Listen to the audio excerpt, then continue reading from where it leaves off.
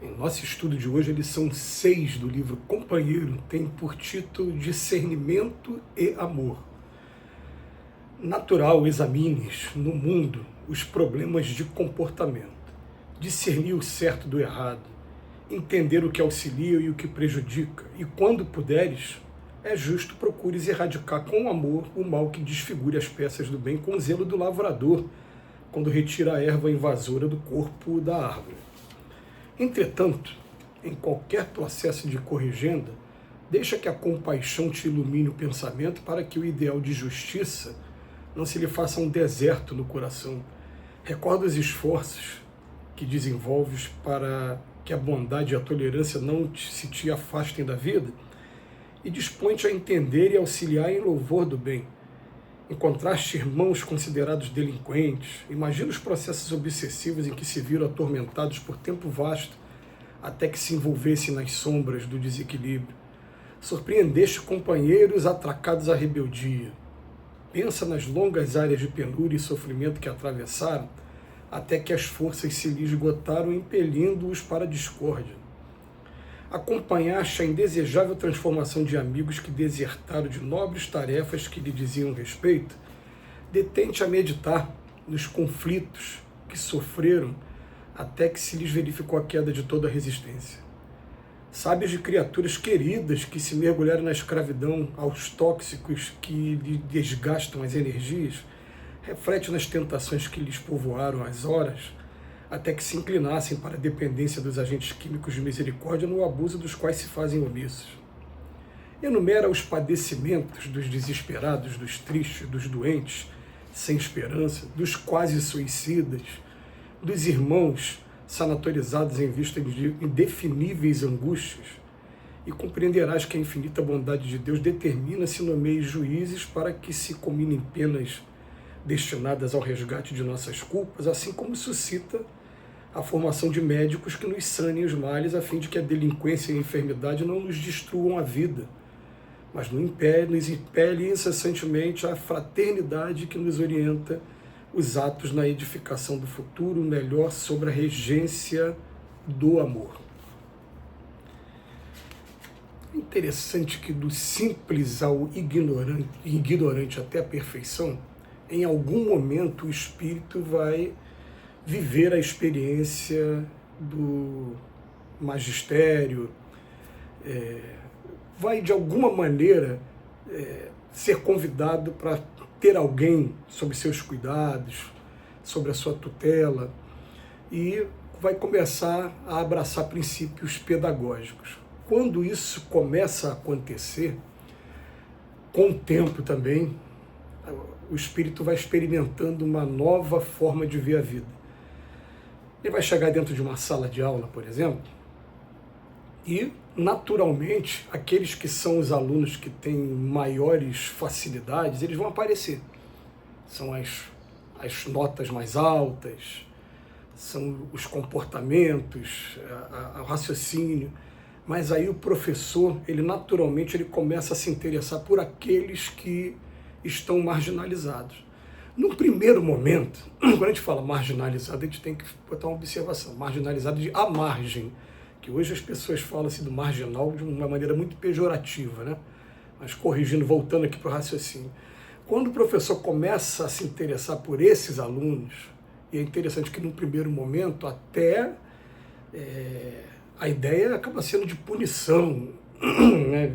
O aluno que não está estudando, que está fazendo bagunça, ele vai lá para a secretaria, ele vai ter advertências, vai chamar os pais para conversar, tudo bem. No primeiro momento, o professor pode até pensar dessa maneira.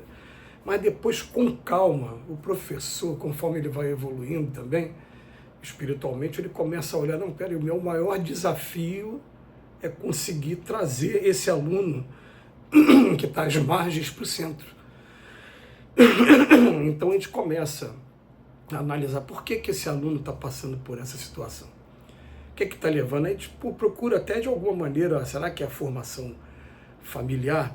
Será que foi algum trauma? Será que ele já traz isso de encarnações passadas? E quando você começa a ter essa preocupação, você começa a entender como Cristo age com cada um de nós. Porque O Cristo absolutamente ele não condena nenhum de nós. Aliás, essa frase na doutrina espírita, né, quem se condena somos nós próprios. A gente mesmo assina a nossa sentença o tempo todo que a gente viola o Evangelho de Jesus. Mas a gente fica pensando no seguinte, durante muito tempo a gente fica preocupado em não errar, errar menos e depois não errar. Será que a gente já começou a se preocupar em ajudar aquelas pessoas que a gente conhece, cada um dentro dos seus problemas, cada um dentro dos seus vícios? E até antes de emitir qualquer julgamento, mas é qualquer julgamento mesmo, e aí que está o grande desafio. Porque normalmente aquilo que incomoda muito a gente, quando a gente observar no outro, aquilo vai ter uma relevância maior e a nossa reação vai acabar sendo maior. É complicado. Uma vez eu ouvi de um juiz que ele não queria ter que julgar ninguém que fosse vítima de atropelamento, porque ele tinha terminado de ter passado pela mãe dele ter sido atropelado. Então, naquele momento, a paixão, né, não ia deixar ele julgar com imparcialidade. Aí eu fiquei pensando, falei, poxa, olha que coisa legal, né? Já tem juízes que estão pensando dessa maneira, porque a grande maioria dos seres humanos, eu pensaria assim, né? Agora, porque olha o que fizeram com a minha mãe, então agora eu vou reprimir. Na verdade, ele falou, não, eu não quero prejudicar.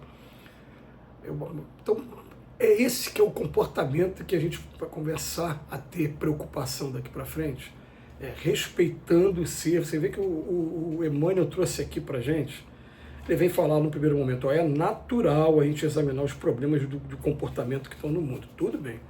Mas ele vem falar, em qualquer processo de corrigenda, deixa que a compaixão te ilumine o pensamento. Compaixão, essa palavra, ela toca profundamente a gente, né? Então ele vem falar, você encontrou gente que está na delinquência, você sabe quais são as experiências que ele teve que o levaram para a delinquência? Eu, por exemplo, assisti um filme uma vez, que eu recomendo sempre que as pessoas assistam, até porque ele tem aí, né, na íntegra no YouTube. É só colocar O Presente. O nome do filme em inglês é The Ultimate Gift. O rapaz é milionário e quando ele fica pobre totalmente, sem recurso nenhum, porque foi cortado todos os cartões de crédito, para ver como é que ele agiria, ele comete alguns pequenos delitos para poder se alimentar. Eu fiquei pensando, gente, até em relação a mim, né, que direito eu tenho de julgar alguém? Se, por exemplo, eu mesmo, já dei esse exemplo aqui, vou repetir, eu quando estou no trânsito e que tem aquele engarrafamento, eu estou em cima da hora, eu sou tentado a jogar o carro para o acostamento, mesmo sabendo que é uma infração de trânsito e que é punível com uma multa que é cara. Mas a gente corre o risco, às vezes, eu fico imaginando, se a vida fechasse as portas para mim, qual seria a maneira de eu correr o risco para dar o meu jeitinho? Aí depois fala assim, encontra pessoas na rebeldia, mas será que você já pensou nas longas áreas de penúria dele? Então o Emmanuel veio o tempo todo falando, inclusive das pessoas, amigos que eu tenho, alguns viciados nos tóxicos aí em suas várias manifestações. Ele reflete nas tentações que lhe povoaram as horas. Ao invés de julgar e condenar, vamos começar a pensar assim, como eu posso fazer para ajudar aquela pessoa? Eu me lembrei também, isso já tem muito tempo, de um determinado trabalhador de uma casa espírita, ele conversando comigo, falando o seguinte, que o atendimento fraterno da casa espírita tem que ter uma ética, de maneira que você não vai ficar contando para as pessoas, nem para os seus familiares mais íntimos, o que as pessoas vêm desabafar com a gente. E ele diz que o rapaz veio desabafar com ele que chegou a cometer alguns crimes de violência sexual, estupro. E que ele, na hora, ele olhou para o rapaz, ele procurou orientar, tal, mas ele falou que o teste dele mesmo foi quando ele depois, algumas semanas depois, ele está dentro do centro espírita e vê o rapaz conversando com sua filha adolescente. E ali ele passou pelo teste mesmo, mas ele falou, não, eu aqui na minha casa espírita eu tenho que, a minha proposta é de fazer o bem, é de ajudar.